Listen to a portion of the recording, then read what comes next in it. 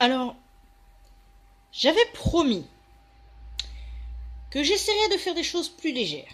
Et là, il est 23h49 et je suis censée me préparer à aller me coucher. Sauf que, pour une fois, je me suis dit que j'allais vous parler. Alors, je vais faire un petit coup de gueule, mais vous allez voir, ça n'a rien à voir avec d'habitude. Je vais vous parler d'un bouquin et d'un film. Et je voulais discuter du phénomène, vous savez, des adaptations de bouquins. Parce qu'en fait, pendant très très longtemps, j'ai été la chieuse à gueuler que le bouquin est toujours mieux. Et souvent, on m'a dit que je chipotais, que il fallait voir souvent les films sur leur mérite propre, etc. Et au fil des années, ma vision a évolué vis-à-vis de ça, et je me suis dit que effectivement, on peut admettre que certaines adaptations aient leur identité propre, disons. Mais là, ah. Alors je vous explique. Ce matin, suite au week-end de 4 jours, j'ai lu ceci. Alors, pour les gens qui me connaissent, ça ne vous étonnera pas de savoir que quand un livre est écrit en anglais, je le lis automatiquement en anglais. Et étant donné que j'en ai dévoré la moitié dans le RER et que j'ai réussi à finir le bouquin alors que j'étais au boulot, c'est dire comme c'était calme. En arrivant, j'ai mangé, je me suis dit, vous savez quoi, mon père a le film, je vais le regarder. Ouf. Ouh. Ouh. Ouf. Alors, je vais pas prétendre que je suis capable de vous faire des analyses poussées ou quoi que ce soit, surtout que là, j'ai visionné le film une seule fois, donc forcément, comme je ne connais pas non plus le livre par cœur, je vais pas pouvoir vous faire de comparaisons précises, etc. Mais, en fait, là, l'adaptation au cinéma, en fait, elle cristallise tout ce qui m'énerve au niveau des adaptations de bouquins. Alors, va y avoir du gros spoil, je pense. Enfin, peut-être pas, mais en fait peut-être, donc attention au spoil. Ce qui m'énerve en fait, dans les adaptations, au final, le truc qui m'énerve le plus, c'est quand des détails clés de l'histoire sont changés. D'autant que là, dans cette histoire-là, c'est d'autant plus primordial que normalement, il y a une suite. Alors, je sais pas si elle est sortie ou si elle va sortir ou je ne sais quoi, mais toujours est-il que à la fin, à la fin de cette édition, il y a en fait, qu'est-ce qu'il y a? Le premier chapitre de Holocity, la suite donc de ce truc-là. Et donc forcément, quand tu lis un bouquin avec des créatures, avec un lore particulier, le lore L-O-R-E, en fait, c'est le terme qu'on va utiliser pour désigner, on va dire, l'univers d'une œuvre. Et donc, quand tu as un lore particulier, quand tu as certaines règles, quand tu as certains trucs, etc., tu te dis que quand il y a d'énormes transgressions, ça choque. Alors, je vais vous donner un gros spoil, parce que j'ai été choquée et parce que je suis une emmerdeuse comme pas possible. Dans l'histoire, en gros, c'est l'histoire donc d'un jeune homme, un jeune garçon, qui a écouté les histoires de son grand-père pendant des années. Et en fait, son grand-père lui a raconté des trucs, et au bout d'un moment, comme il se fait moquer, enfin, ses potes ses camarades de classe se moquent de lui, etc. Donc un jour, il décide qu'il croira plus aux histoires de son grand-père. Sauf que, alors qu'il est ado, un jour, son grand-père l'appelle, et il se trouve que, malheureusement, il perd son grand-père qui est attaqué par une créature. Et alors, de fil en aiguille, dans le bouquin, il finit par essayer de retracer les derniers éléments que son grand-père lui a fournis. Il finit par comprendre petit à petit que ce que son grand-père lui avait raconté, Ben finalement, c'était peut-être pas des bobards. Et là, dans l'histoire, il faut noter qu'il y a une créature qui peut prendre plusieurs formes. Et cette créature, normalement, c'est celle qui a causé la mort du grand-père du jeune. Et en fait, dans le bouquin, le jeune finit par rester dans la maison avec les autres enfants parce que il est le seul à pouvoir les aider sur un truc, etc. machin. Et alors, dans le film, non seulement il tue plusieurs créatures, dont celle qui a chopé son grand-père, etc., mais en plus, apparemment, à cause des histoires de voyage dans le temps, le fait de tuer celui qui a manigancé tout ça, ça veut dire qu'il n'a jamais été là où était le grand-père du petit, donc ça veut dire que le grand-père, en fait, il est vivant, alors que dans le bouquin, il l'est pas, donc ça veut dire qu'il peut dire à son grand-père tout ce qu'il a vu, tout ce qui s'est passé, et donc ça veut dire que son grand-père peut lui donner des indices pour qu'en fait, il y retourne, et what? En fait, ça peut paraître complètement idiot. Excusez-moi, hein, c'est complètement random, et de toute façon, je me doutais que cette vidéo-là ne ferait qu'une prise, parce que, voilà, c'est vous dire, hein, c'est du pur à chaud. Je ne vais pas recommencer cette vidéo. Elle va rester vraiment comme ça, quitte à ce que je raconte n'importe quoi. Mais j'ai voulu regarder le film parce que j'avais entendu de bonnes choses d'Eva Green. Et c'est une actrice que j'apprécie particulièrement parce que elle a quelque chose. Et j'aime beaucoup. Elle a un charisme, elle a quelque chose de vraiment bien.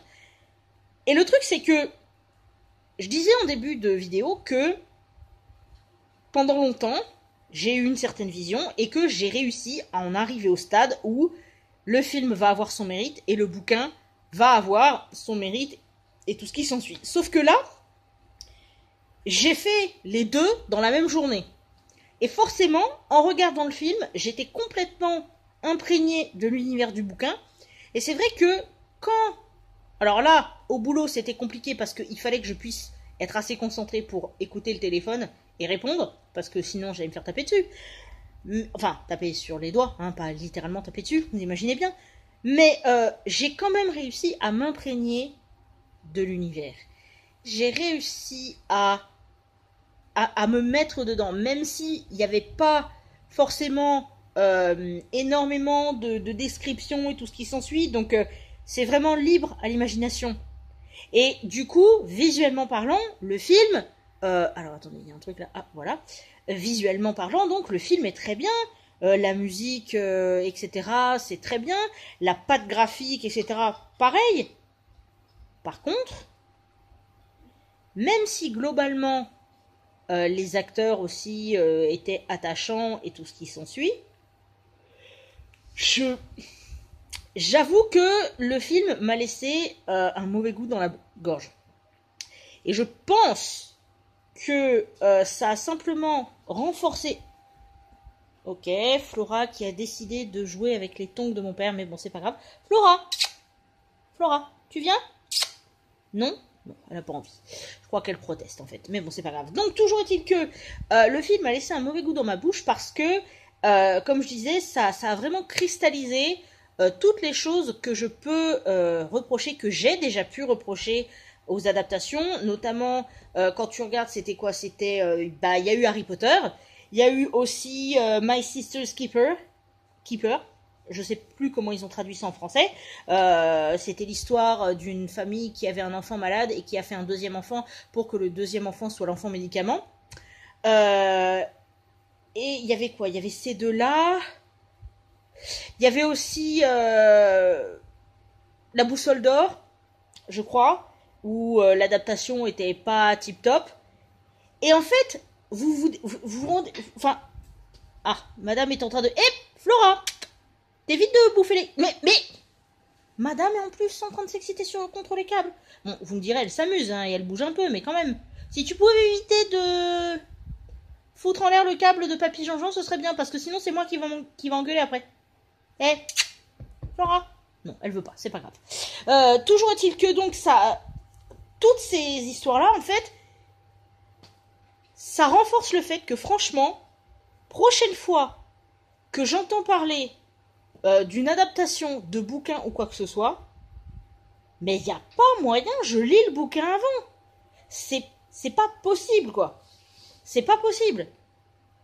Parce que, alors, je pense que ça veut dire que je vais avoir les nerfs qui vont lâcher assez souvent, mais en gros, je pense que si vous êtes un peu comme moi, si vous êtes assez attaché aux univers des films et tout ce qui s'ensuit, à la limite, j'irais presque vous conseiller de ne pas faire comme moi. C'est-à-dire que si vous savez qu'un film a été adapté d'un bouquin, regardez le film d'abord, soyez genre au calme, des trucs comme ça, et ensuite, lisez le bouquin. Ça vous évitera de vous énerver. Personnellement, à force d'avoir fait un micmac de tout ça, soit le bouquin d'abord, soit les films d'abord, etc., j'en arrive à un stade où je sais d'avance qu'il y a énormément d'adaptations cinématographiques qui ne sont pas du tout à la hauteur des bouquins dont elles sont issues. Et le pire, c'est que, effectivement, si on prend les films en tant que tels, bien sûr que les films ont du mérite, bien sûr qu'il y a du travail, qu'il y a énormément de choses. Mais je veux dire, même quand tu prends... c'était quoi déjà là ? Même Narnia, ils ont réussi à foirer certains éléments. Bon, ben, ok. C'est quand même terrible. Parce que, bon, évidemment, je me doute bien que tout le monde ne peut pas lire autant de bouquins que tout un chacun. Je veux dire, moi, si vous voulez, comme je disais, un bouquin comme ça, épais comme ça, j'en ai pour... Allez, 4 heures. 4 heures, allez, 5 si je prends mon temps. Et du coup, je pourrais me faire un bouquin comme ça tous les jours. Parce que c'est mon kiff. Et je me doute bien qu'il y a plein de gens qui n'ont pas forcément envie de faire comme moi. Il y a des gens qui sont plus à l'aise avec les films. Et je le respecte complètement. Mais pour des personnes qui sont plus attachées aux histoires, au développement des personnages et tout ce qui s'ensuit, franchement, j'avoue que je suis assez triste de voir à quel point certaines choses peuvent être traitées dans les films. Alors évidemment, je suis pas complètement idiote, hein.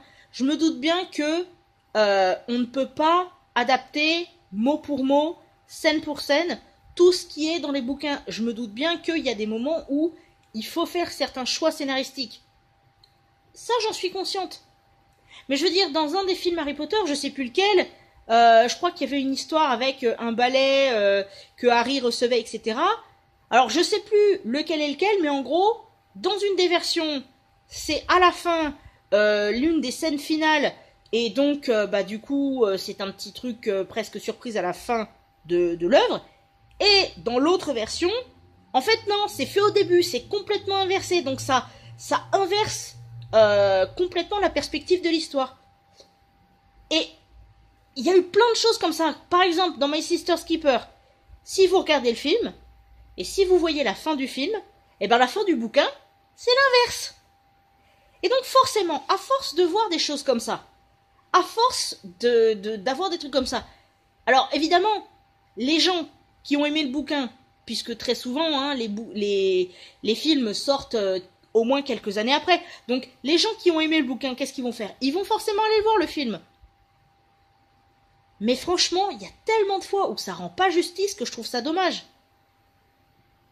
Et j'ai sans doute l'air complètement ridicule à dire tout ça, mais j'avoue que là, il fallait que ça sorte. Et je pense que je vais pas du tout tarder à aller me coucher parce que je pense que j'ai été un peu fatiguée par tout ça, même si je vous cacherai pas que c'était pas forcément très malin pour moi de regarder ce film avant d'aller dormir, parce que ça c'est encore une autre fâcheuse tendance que j'ai. Quand je regarde un truc où il y a un peu trop de suspense, où il y a certaines images, j'en fais des cauchemars après. Oui, même à mon âge en fait, c'est un peu chelou. Ouais. Eh ben. En tout cas, tout ça pour dire que c'est quelque chose qui me tient à cœur et du coup ça m'a fait du bien d'en discuter avec vous. N'hésitez pas à partager vos expériences vis-à-vis de ça. Est-ce que vous êtes plutôt bouquin? Est-ce que vous êtes plutôt film?